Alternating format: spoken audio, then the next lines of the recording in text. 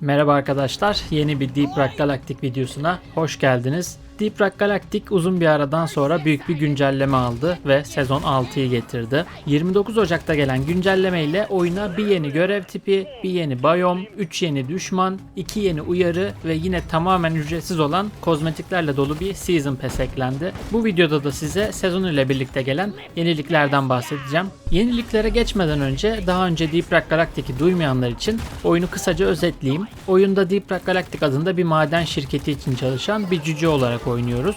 Amacımız tehlikelerle kaplı bir gezegene inip oradaki görevleri yapmak ve bir yandan da değerli madenler toplamak. Görevlerimizi yapmaya çalışırken de gezegendeki böcekler, uçan böcekler, küçük böcekler ve bazen de büyük böceklerle savaşmamız gerekiyor.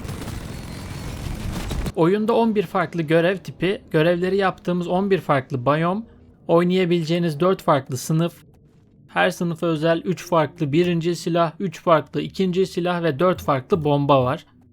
Bu silahların hepsinde de seviye atladıkça gelen farklı geliştirme seçeneklerinin yanında silahların kullanımını büyük ölçüde değiştiren overclock, yani Türkçe çevirisiyle güçlendirme sistemi var. Overclocklar her silah için bir tane olmak üzere silahınıza takılıp silahınızı güçlendiriyor. Her silah için 6-7 tane overclock mevcut. Bazı overclocklar sadece silahınızın cephanesini arttırırken bazıları roket atarınızı bir atom bombasına bile dönüştürebiliyor. Tüm bunları kullanarak sinerjiler yaratarak ekipmanlarınızı hazırlıyorsunuz. Kendinize özgü cücenizi de oluşturup meslektaşlarınızla görevlere gidiyorsunuz. Daha önce oynamamış herkese oyunu tavsiye ederim. Arkadaşlarınızla tek başınıza veya oyundaki lobilerde diğer insanlarla birlikte oynayabiliyorsunuz. Şimdi sezon 6 ile gelen yeniliklere geçelim. Yeni görevimizin adı Heavy Extraction. Daha Türkçe çevirisi gelmemiş ama ağır kazı operasyonu olarak çevirebiliriz belki. Görevin haritası ne kazı seferi kadar lineer ilerliyor ne de nokta harekatı kadar geniş bir merkez alandan oluşuyor. Ben en çok ortadan kaldırma görevindeki harita tipine benzettim. Kapsülümüz küçük denebilecek bir başlangıç mağarasına iniyor ve o odada da haritayı keşfetmek için birkaç farklı toprak duvar bulunuyor. Farklı yönlere giden bu yollar yeni odalara ve daha büyük mağaralara açılıyor. Mağaraları keşfettikçe zeminde asıl görevimiz olan reçine kütlelerini buluyoruz. Amacımız zemine yarı gömülü bu sarı renkteki küreleri gezegenden çıkarmak. Bu kürelerin bir kısmı zeminin üstünde kaldığı için tespit etmek oldukça kolay. Ben şimdiye kadar oynadığım görevlerde herhangi bir sıkıntı yaşamadım. Küreleri tespit ettikten sonra etraflarını kazıp zeminden çıkarılmaya hazır hale getirmemiz gerekiyor. Takımınızda Driller sınıfından biri varsa bu süreç daha kolay oluyor ama yoksa da bence çok sıkıntı değil. Kazmalarınızla da yeterince kısa bir sürede halledilebiliyor. Ayrıca tek başınıza Basko ile oynuyorsanız küreyi işaretleyerek Basko'nun kazmaya yardım etmesini de sağlayabiliyorsunuz. Ekranın sonunda gözüken kazı ilerlemesi %100'e ulaştığında küreyi taşımak için içinde roketler bulunan bir kapsül yakınınıza iniş yapıyor. Bu kapsülden aldığınız roketleri kürenin etrafına yerleştirip monte ediyorsunuz. Basko burada da roketleri taşımak ve küreye monte etmek konusunda size yardımcı olabiliyor. Sonrasında ise yine kapsüldeki düğmeye basıp roketleri aktive etmek gerekiyor. Son olarak da kürenizin yukarı çıkmasını izliyorsunuz.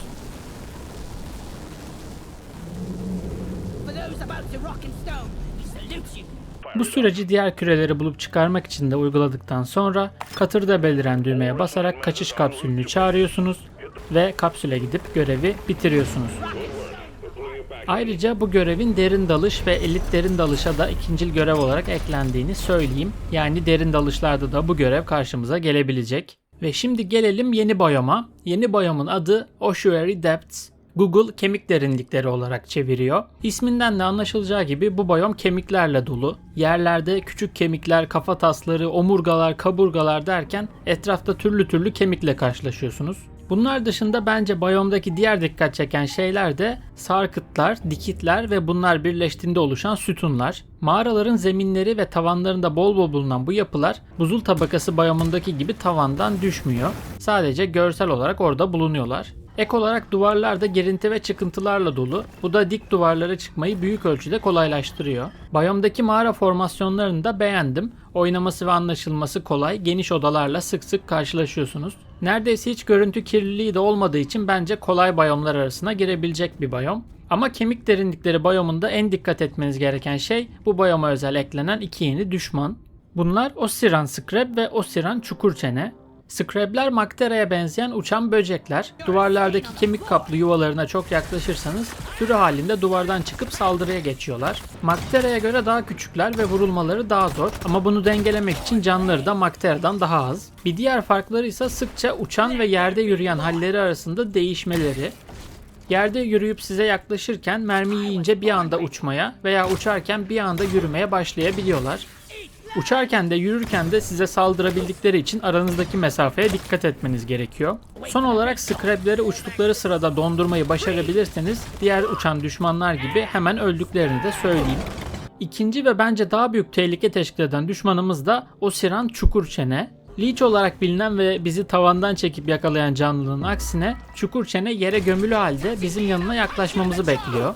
Etki alanına girdiğimizde ise çok kısa bir süre sonra kendimizi çenesinin içinde buluyoruz. Çukurçene'ye saldırmaya başladıktan sonra kısa bir süre içinde öldürmeniz gerekiyor. Yoksa yerin altına kaçıp yakındaki başka bir yere yeniden yerleşiyor. Sizi yakaladıktan sonra da kurtulmanın iki farklı yolu var. Ya Çukurçene'nin dondurulması gerekiyor ya da Çukurçene'ye %50 civarında hasar vurulması gerekiyor. %50 hasar vurulduktan sonra da ağzındaki cüceyi bırakıyor ve yerin altına girip kaçmaya çalışıyor. Son olarak yüksek duyular perk'ü Çukurçene'ye karşı oldukça etkili. Hem yakalanmadan önce perk sizi uyarıyor hem de görev başına 2 kez yakalandıktan sonra kurtulma hakkınız oluyor. Bu düşmanlarla Ossuary Depths biyomuna her girdiğinizde karşılaşıyorsunuz ama yeni gelen 2 uyarı bu düşmanları diğer biyomlara da taşıyor. Eğer görevinizde rastgele bir şekilde Scrab Nesting Ground uyarısı varsa Osiran Scrab, Çukurçene kolonisi uyarısı varsa Osiran Kemikçene görev haritanızda bol bol bulunuyor. Son olarak da kozmetik eşyalara bakalım. Her sezon olduğu gibi elimizde yine tamamen ücretsiz bir Performance Pass var. Görevlerde kazandığınız bütün tecrübe puanları aynı zamanda Performance Pass'te ilerlemenizi sağlıyor. Bu ilerlemeye ek olarak her gün gelen bir yeni görevi yaparak ilerlemenizi hızlandırmak da mümkün. 100. seviyeye kadar her atladığınız seviye için bazen kozmetik eşya, bazen mineral, bazen de script adındaki tokenlerden kazanıyorsunuz.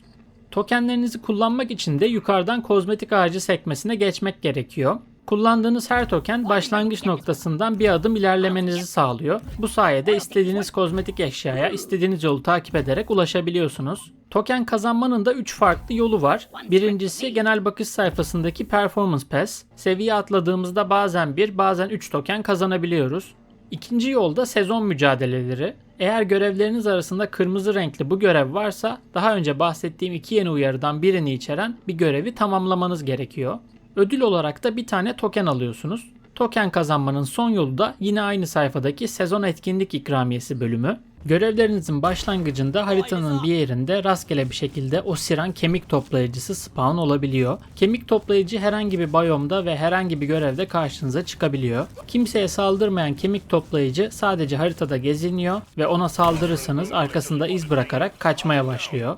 İzleri takip edince de kemik toplayıcının toprak bir zeminin arkasına kaçtığını görüyoruz. Toprağı kazıp tünelin sonundaki odaya ilerlediğimizde de parlak osiyum cevherlerini buluyoruz. Cevherleri çıkarırken etrafımızdaki yuvalarından çıkan Osiran Scrab'lerle savaşıp osiyumları alıyoruz ve görevimize devam ediyoruz.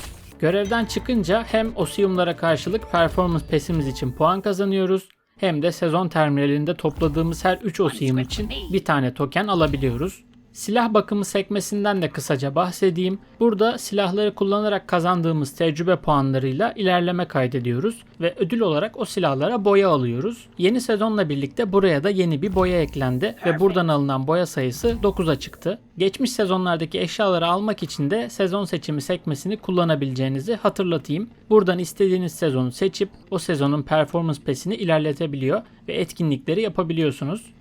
Farklı sezonlardaki ilerlemeniz de ayrı ayrı kaydediliyor. Geliştiriciler 2020'de Deep Rock Galactic çıktığından beri oyunu geliştirmeye ve yeni içerikler getirmeye devam ediyor. Bunun karşılığında da sadece büyük update'lerle birlikte kozmetiklerden oluşan ek paketlerini satışa sunuyorlar.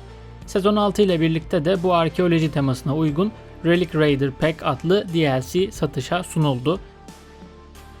Bu DLC'de her sınıfa özgü zırhlar ve başlıklar, zırh boyası, silah boyası ve kazma kozmetikleri var.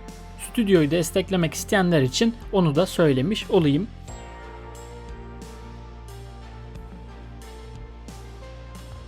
Deep Rock Galactic için Türkçe içeriklerin büyük ölçüde azaldığını görünce böyle bir videoyu ben yapmak istedim. Oyun sık sık $4,5 kadar düşüyor ve bu parayı da sonuna kadar hak ettiğini düşünüyorum. Oynamayan herkese tavsiye edeyim son bir kez. Umarım videoyu beğenmişsinizdir. Yeni sezonu beğendiniz mi? Favoriniz hangi yenilik? Yorumlara yazabilirsiniz. Orada konuşuruz. Sonraki videolarda görüşmek üzere diyelim. Kendinize iyi bakın ve hoşça kalın.